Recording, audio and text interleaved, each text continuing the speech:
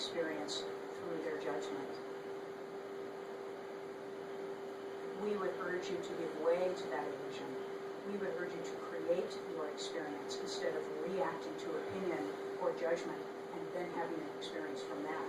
Reverse the process, reverse your thinking, and you may raise your frequency above the polarity realm into the fourth seal of consciousness.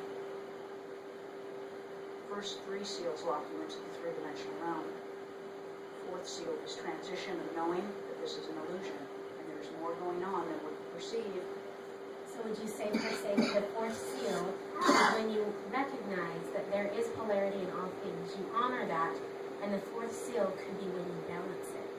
Fourth seal is a level of unconditional love. Unconditional love. It is the beginning process of unconditional love. You're stepping above the third dimensional realm. Unconditional love for self will begin to raise you above polarity into the top three seals, which take you into the all-knowing part of Source that you are. The question is this a controlled experiment? You know, I mean, it sounds like a mistake, but it doesn't sound like there should be a mistake. You've just thrown yourself into polarity by using that statement. How's that? If it was a mistake, then it could be correct. That's true. Yeah. You see how the ongoingness of it is continual. The ongoingness of it is continual. And this has been going on for longer than your mind can even perceive. So you can see how humans have gotten locked into that illusion. Accepting the isness of all things. Accepting the perfect balance that is Source will begin to change your perspective of things and change your experience of those things. And we guarantee you will give way to what you would perceive to be bad feelings and start to come into the elation state of bliss in the knowing that you are the creator of your experience. It's a bit like witnessing children on the playground. I remember the other day, I had my children at the park, and I was watching them on the playground play, and I was contemplating what I had experienced at the New Year's event with Casey, and she had been talking about this subject. And as I watched my children play, my son fell down and got hurt. And usually I don't interfere unless they're really hurt. I just allow them the space to realize they're okay and then get up and keep playing. Well, when I saw that he was hurt, I kind of waited for a minute, and then I watched him kind of get back up and get over it, and then jump back up on the slide and start playing with the kids.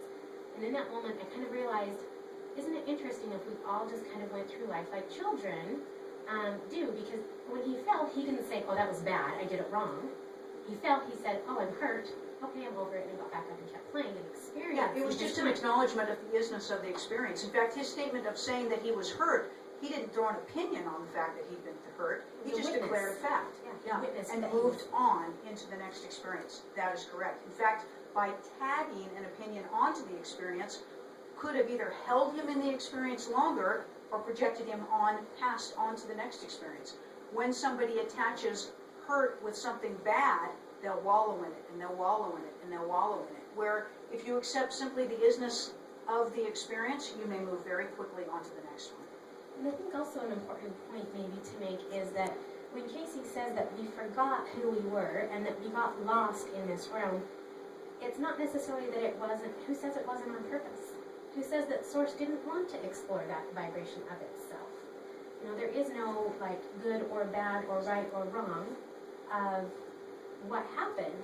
It's just the fact that our vibration slowed down more and more and more, and now we've kind of been on the out-breath of Source, and now moving back to the in-breath of Source is raising our vibration back to that frequency. You're listening to Awakenings on KTIM 95.3 FM. We are in studio with channelers Casey and Brad Wallace, and we're inviting your phone calls. If you want to see if this is real, if you want to Give us a try. Touch Source, give us a try. 275-7917. In the meantime, Casey